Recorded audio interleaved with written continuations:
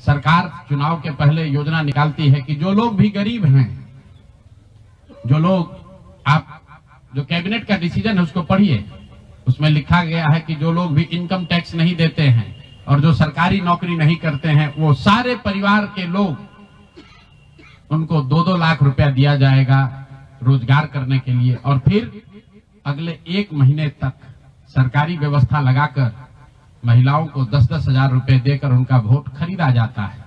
उनके पीछे सरकार की व्यवस्था लगती है, वो पैसा लेकर बदल ना जाए।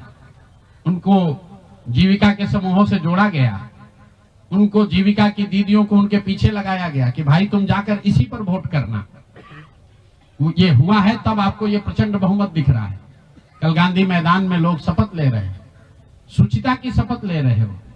हम लोग नीतीश कुमार को ईमानदार व्यक्ति मानते हैं, मैं व्यक्तिगत तौर पर उनसे जुड़ा रहा हूं, व्यक्तिगत तौर पर ईमानदार। लेकिन ये ईमानदारी की कौन सी परिभाषा है?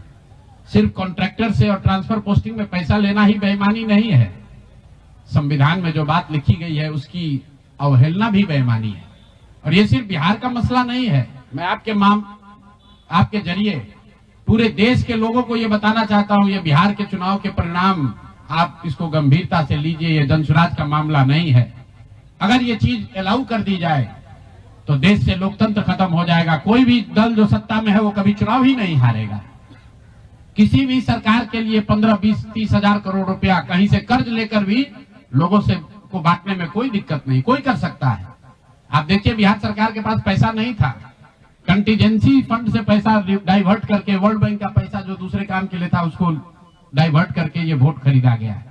और मैं बिल्कुल गंभीरता से दावे के साथ कह रहा हूं, कैमरे पर कह रहा हूं कि सरकार ने ये 10-10 हजार रुपए में वोट खरीदा है। अगर मैं गलत कह रहा हूं तो सरकार हम पर केस कर दे, हमको जेल में डाल दे, पीछे हटने वाले नहीं।